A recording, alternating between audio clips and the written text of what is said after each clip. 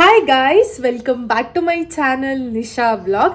ಇವತ್ತಿನ ವಿಡಿಯೋ ಏನಂತ ಹೇಳಿದ್ರೆ ನನಗಂತೂ ಸಿಕ್ಕಾಪಟ್ಟೆ ತುಂಬ ಖುಷಿ ಆಗ್ತಿದೆ ಈ ವಿಡಿಯೋ ಮಾಡೋದಕ್ಕೆ.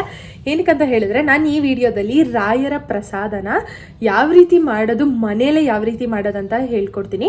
ಮಂತ್ರಾಲಯದಲ್ಲೆಲ್ಲ ಸಿಗುತ್ತೆ ನೋಡಿ ರಾಯರ ಪ್ರಸಾದ, ಅದೇ ಥರ ಇರುತ್ತೆ. ಬಟ್ ಆದರೆ ಅದು ಸ್ವಲ್ಪ ಆರೆಂಜ್ ಕಲರಲ್ಲಿರುತ್ತೆ. ಆರೆಂಜ್ ಕಲರ್ ಏನಕ್ಕೆ ಅಂತ ಹೇಳಿದ್ರೆ ಕಲ್ಸಕ್ಕರೆ ಹಾಕ್ಬಿಟ್ಟು ಮಾಡ್ತಾರೆ. ಈವನ್ ನೀವು ಇದರಲ್ಲಿ ಕಲ್ಸಕ್ಕರೆ ಹಾಕ್ಬಿಟ್ಟು ಮಾಡ್ಬೋದು, ಇಲ್ಲ ಅಂತ ಹೇಳಿದ್ರೆ ಹಾಗೆ ಸಕ್ಕರೆಯಲ್ಲಿ ಕೂಡ ಮಾಡ್ಬೋದು, ಇಲ್ಲ ಅಂದರೆ ಆರ್ಗ್ಯಾನಿಕ್ ಬೆಲ್ಲ ಬರುತ್ತೆ ನೋಡಿ, ಆ ಬೆಲ್ಲದಲ್ಲೂ ಕೂಡ ಮಾಡ್ಬೋದು. ನಿಮ್ಗೆ ಯಾವ್ದು ಕಂಫರ್ಟಬಲ್ಲು ನೀವು ಅದರಲ್ಲಿ ಮಾಡಿ. ಆ್ಯಂಡ್ ಈ ವಿಡಿಯೋನ ನನಗೆ ತುಂಬ ಜನ ನನ್ನ ಇನ್ಸ್ಟಾಗ್ರಾಮಲ್ಲಿ ಬಂದು ಪರ್ಸ್ನಲ್ ಆಗಿ ಕಮೆಂಟ್ ಮಾಡ್ತಾ ಇದ್ರು, ರಾಯರ ಪ್ರಸಾದನ ಯಾವ ರೀತಿ ಮಾಡೋದು, ಪ್ಲೀಸ್ ಯೂಟ್ಯೂಬಲ್ಲಿ ತೋರಿಸಿ ಅಂತ ಹೇಳಿಬಿಟ್ಟು. ಸೊ ಅದಕ್ಕೋಸ್ಕರ ನಾನು ವಿಡಿಯೋ ಮಾಡ್ತಾ ಇದ್ದೀನಿ.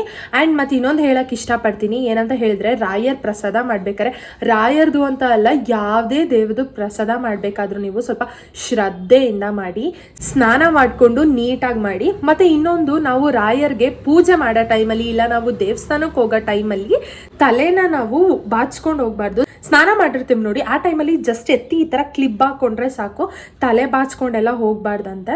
ಆ್ಯಂಡ್ ನೆಕ್ಸ್ಟ್ ಮತ್ತೆ ರಾಯರ್ಗೆ ಒಬ್ಬೊಬ್ರು ಹೇಳ್ತಾರೆ ಗಂಧದ ಕಡ್ಡಿಲಿ ಪೂಜೆ ಮಾಡಬಾರ್ದು, ಒಬ್ಬೊಬ್ರು ಹೇಳ್ತಾರೆ ತುಪ್ಪದ ಆರತಿ ಮಾಡ್ಬೇಕಂತ ಅಂದ್ಬಿಟ್ಟು. ಬಟ್ ನನಗೆ ಗೊತ್ತಿರೋ ಹಂಗೆ ನಾನು ಚಿಕ್ಕ ವಯಸ್ಸಿಂದನೂ ಮಾಡ್ಕೊಂಡು ಬಂದಿರೋದೆ ಗಂಧದ ಕಡ್ಡಿಲಿ ಬೆಳಗ್ತೀನಿ, ಮತ್ತು ತುಪ್ಪದ ದೀಪನೂ ಕೂಡ ನಾನು ಹಚ್ತೀನಿ. ಇದು ತಲೆ ಏನಕ್ಕೆ ಆ ಥರ ಮಾಡಬಾರ್ದು ಅಂತ ಹೇಳಿದ್ರೆ, ನನಗೊಬ್ರು, ನಾನು ಮಠಕ್ಕೆ ಹೋಗ್ತೀನಿ, ನಮ್ಮ ಮೈಸೂರಲ್ಲಿ ಇರೋದು ಮಠದಲ್ಲಿ. ಸೊ ಅರ್ಚಕರು ಹೇಳಿದ್ರು ನನಗೆ ಆ ಥರ ಹಂಗೆ ಮಾಡ್ಕೊಂಡು ಬರಬಾರ್ದು ಅಮ್ಮ ಅಂತ ಹೇಳಿಬಿಟ್ಟು. ಸೊ ನನಗೆ ಗೊತ್ತಿರೋದನ್ನ ನಾನು ನಿಮಗೆ ಹೇಳ್ತಾ ಇದ್ದೀನಿ ಅಷ್ಟೇ. ಯಾರ್ಯಾರು ಆ ಥರ ಮಾಡ್ತಾಯಿದ್ರೆ ಇನ್ನು ಮುಂದೆ ನನ್ನ ವಿಡಿಯೋ ನೋಡಿದ್ರೆ ಇನ್ ಕೇಸ್ ಆ ತಪ್ಪನ್ನ ಮಾಡೋಕ್ಕೆ ಹೋಗಬೇಡಿ. ತಡ ಮಾಡದೆ ಬೇಗ ಹೋಗಿ ರಾಯರ ಪ್ರಸಾದನ ಯಾವ ರೀತಿ ಮಾಡೋದು ಅಂದ್ಬಿಟ್ಟು ನಾನು ನಿಮಗೆ ತೋರಿಸ್ಕೊಡ್ತೀನಿ, ಬನ್ನಿ. ಅದಕ್ಕಿಂತ ಮುಂಚೆ ಇನ್ನೂ ನನ್ನ ಚಾನಲ್ನ ಯಾರೇ ಸಬ್ಸ್ಕ್ರೈಬ್ ಮಾಡ್ಕೊಂಡಿಲ್ಲ, ಬೇಗ ಹೋಗಿ ಸಬ್ಸ್ಕ್ರೈಬ್ ಮಾಡ್ಕೊಳ್ಳಿ. ಈಗ ನಾನಿಲ್ಲಿ ಒಂದು ಬೌಲ್ಗೆ ಕಪ್ ತೋರಿಸ್ತಾ ಇದ್ದೀನಿ ನೋಡಿ, ಆ ಕಪ್ಪಲ್ಲಿ 1.5 ಕಪ್ಪಷ್ಟು ಸೂಜಿ ರವೆನ ಹಾಕೋತಾ ಇದ್ದೀನಿ. ಅಂಗಡಿಲಿ ಹೋಗಿ ಕೇಳಿ ನೀವು, ಸಣ್ಣ ರವೆ ಕೊಡಿ ಅಂತ ಅಂದ್ಬಿಟ್ಟು ಅವ್ರು ಕೊಡ್ತಾರೆ. ಸೂಜಿ ರವೆ ಕೊಡಿ ಅಂದರೆ ಕೊಡ್ತಾರೆ ಅವರು. ಈ ಥರ ಇರುತ್ತೆ ನೋಡಿ, ತೋರಿಸ್ತಾ ಇದ್ದೀನಿ. ಅದು ಕೈಯಲ್ಲಿ ಈವನ್ ಇಟ್ಕೊಳ್ಳೋದಕ್ಕೂ ಆಗಲ್ಲ, ಎಲ್ಲ ಜಾರೋಗ್ಬಿಡುತ್ತೆ, ಅಷ್ಟು ಸಣ್ಣ ಇರುತ್ತೆ ಅದು. ಅದನ್ನು ನಾನು ಒಂದು ಬೌಲಲ್ಲಿಗೆ ಹಾಕೋತಾ ಇದ್ದೀನಿ. 1.5 ಕಪ್ಪಷ್ಟು ಹಾಕೊಂಡಿರೋದು. ಇನ್ ಕೇಸ್ ಕಪ್ ಅಳತೆ ನಿಮಗೆ ಗೊತ್ತಾಗಲಿಲ್ಲ ಅಂದರೆ ಒಂದು 10-15 ಸ್ಪೂನಷ್ಟು, ದೊಡ್ಡ ಚಮಚದಷ್ಟು ಹಾಕೊಳ್ಬೇಕಾಗುತ್ತೆ ನೀವು. ಈಗ ನಾನು ಅದನ್ನು ಪ್ಯಾನ್ ಒಳಗೆ ಹಾಕೊಂಡು ಸ್ವಲ್ಪ ಫ್ರೈ ಮಾಡ್ಕೋತಾ ಇದ್ದೀನಿ. ಒಂದು ಕೆಂಪು ಬಣ್ಣ ಥರ ಬರಬೇಕು, ಅಲ್ಲಿವರೆಗೂ ನಾವು ಚೆನ್ನಾಗಿ ಫ್ರೈ ಮಾಡ್ಕೊಳ್ಬೇಕು.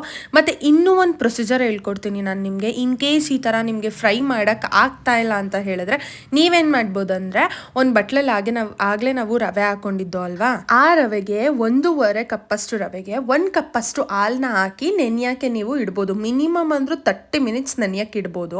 ಇಟ್ಬಿಟ್ಟು ಆಮೇಲೆ ಬೇಕಾದರೆ ಅದನ್ನ ನೀವು ಸಕ್ಕರೆ ಪಾಕ ಏನು ಮಾಡಿರ್ತೀವಿ ನೋಡಿ, ಕಲ್ಸಕ್ಕರೆ ಪಾಕ, ಅದಕ್ಕೆ ನೀವು ಡೈರೆಕ್ಟಾಗಿ ಹಾಕೊಳ್ಬೋದು. ಆ ಥರ ಬೇಡ ಅನ್ನೋರು ನಾನೀಗ ಯಾವ ರೀತಿ ತೋರಿಸ್ತಾ ಇದ್ದೀನಿ ನೋಡಿ, ಆ ಥರ ನೀವು ಮಾಡ್ಬೋದು. ಇದೇ ಈಸಿ ಪ್ರೊಸೀಜರ್. ಅದಕ್ಕಿಂತ ರವೆ ಒಂದು ಕಂದು ಬಣ್ಣ ಬಂದಾದ್ಮೇಲೆ ನೀವೇನು ಮಾಡಬೇಕು, 1 ಸ್ಪೂನಷ್ಟು ತುಪ್ಪ, ನಿಮ್ಗೆ ಎಷ್ಟಾಗುತ್ತೋ ಅಷ್ಟು ಹಾಕೊಳ್ಳಿ. ನಾನಿಲ್ಲಿ ಜಸ್ಟ್ 1 ಸ್ಪೂನ್ ಹಾಕೊಂಡಿದ್ದೀನಿ. 1 ಸ್ಪೂನಷ್ಟು ತುಪ್ಪ ಹಾಕೊಂಡು ಹಾಗೇನೆ ಅಂತ ಜಸ್ಟ್ 1-2 ನಿಮಿಷ ಫ್ರೈ ಮಾಡ್ಕೊಳ್ಬೇಕು. ಈ ಥರ ನಾನು ತೋರಿಸ್ತಾ ಇದ್ದೀನಿ ನೋಡಿ, ಆ ಥರ ಅದು ಬರುತ್ತೆ. ಹಂಗಾದ್ಮೇಲೆ ಒಂದು ಸೈಡಲ್ಲಿ ಅದನ್ನ ನಾವು ಏನು ಹುರ್ಕೊಂಡಿದ್ದೀವಿ ಒಂದು ಸೈಡಲ್ಲಿ ಎತ್ತಿಟ್ಕೋಬೇಕು. ಅದನ್ನ ಎತ್ತಿಟ್ಕೊಂಡಾದ್ಮೇಲೆ ಈಗ ಸೇಮ್ ಅದೇ ಪ್ಯಾನ್ಗೆ ನಾನಿಲ್ಲಿ 1 ಸ್ಪೂನಷ್ಟು ತುಪ್ಪ ಹಾಕೊಂಡಿದ್ದೀನಿ. ಆಮೇಲೆ ಇಲ್ಲಿ ನಾನು ಡ್ರೈ ಫ್ರೂಟ್ಸ್ನ ಹಾಕೋತಾ ಇದ್ದೀನಿ. ಬರೀ ಗೋಡಂಬಿ ಮತ್ತು ಬಾದಾಮಿನ ಸಣ್ಣದಾಗಿ ಕಟ್ ಮಾಡಿ ಹಾಕೋತಾ ಇರೋದು. ನಾನು ಇಲ್ಲಿ 2 ಹಾಕ್ಕೊಂಡಿದ್ದೀನಿ. ನಿಮ್ಗೆ ಬೇಕಂತ ಹೇಳಿದ್ರೆ ದ್ರಾಕ್ಷಿ ಹಾಕ್ಕೊಳ್ಬೋದು, ನಿಮ್ಗೆ ಯಾವ ಡ್ರೈ ಫ್ರೂಟ್ಸ್ ಬೇಕು ನೀವು ಅದನ್ನು ಹಾಕ್ಕೊಳ್ಬೋದು.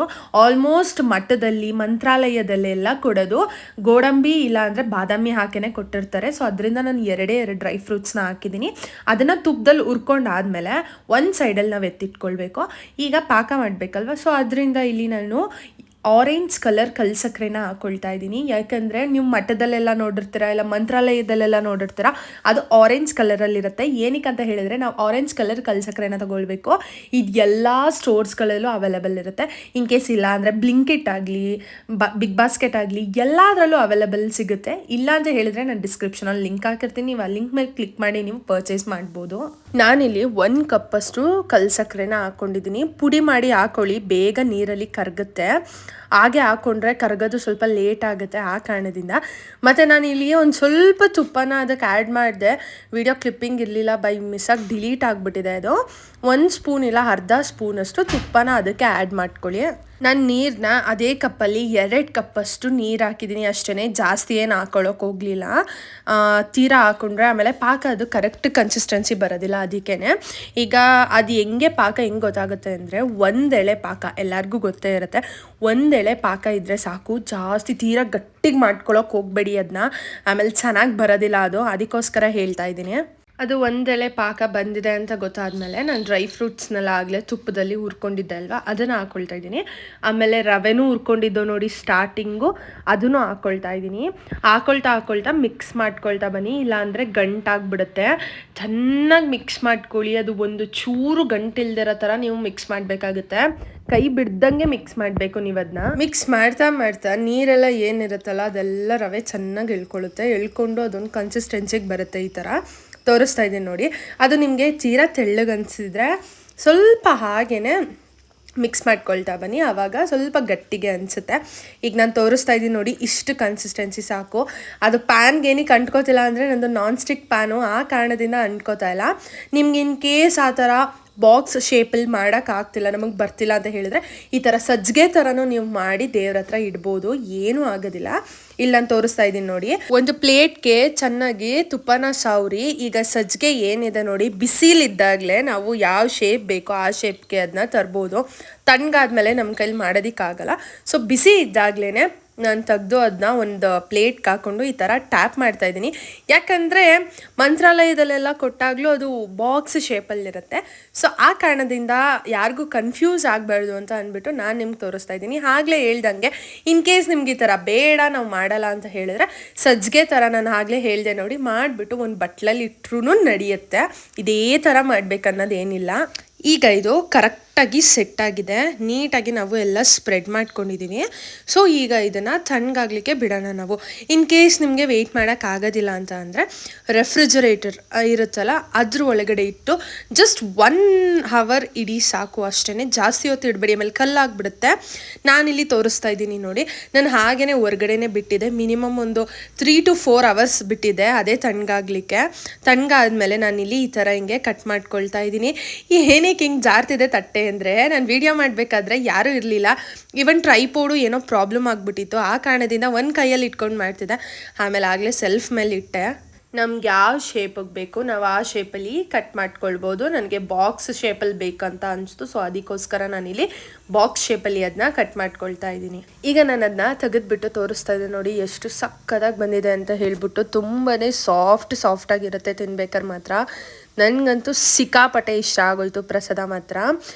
ಆ್ಯಂಡ್ ನಾನು ಈಗಲೂ ಹೇಳ್ತಾ ಇದ್ದೀನಿ, ಆಗ್ಲೇನೂ ಹೇಳ್ತಾ ಇದ್ದಿದ್ದು ಅಷ್ಟೇ, ಪ್ಲೀಸ್ ಮಾಡಬೇಕಾದ್ರೆ ಶ್ರದ್ಧೆಯಿಂದ ಮಾಡಿ ಅಷ್ಟೇ, ಇನ್ನೇನೂ ಇಲ್ಲ. ನಂಬಿ ದೇವ್ರನ್ನ, ರಾಯರ್ನ ನಂಬಿಟ್ಟು ಮಾಡಿ, ಎಲ್ಲನೂ ಒಳ್ಳೆಯದಾಗುತ್ತೆ. ನಮ್ಮ ಮನೇಲಿ ನಾನು ತುಪ್ಪದ ದೀಪ ಹಚ್ಚಿ ರಾಯರ್ ಮುಂದೆ ಪ್ರಸಾದನ ಇಟ್ಟು ಇವತ್ತಿನ ಪೂಜೆ ಮಾಡಿದೆ ನಾನು. ಎಲ್ಲರಿಗೂ ಒಳ್ಳೆಯದಾಗಲಿ. ನೀವು ನಿಮ್ಮ ಮನೇಲಿ ಪ್ರಸಾದ ಮಾಡಿ ಇಡಿ.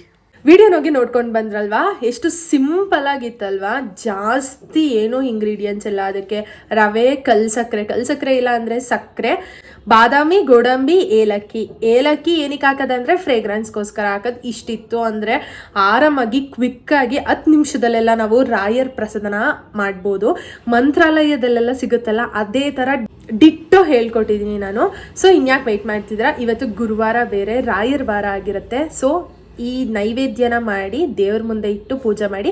ಮತ್ತು ಇನ್ನೊಂದೇನಂತ ಹೇಳಿದ್ರೆ, ರಾಯರ ಅನುಗ್ರಹ ಬೇಕಂತ ಹೇಳಿದ್ರೆ ಸುಮಾರು ಜನ ಗುರುವಾರದೊತ್ತು ಬೆಳಗ್ಗೆಯಿಂದ ನೈಟ್ವರೆಗೂ ಉಪವಾಸ ಇರ್ತಾರೆ.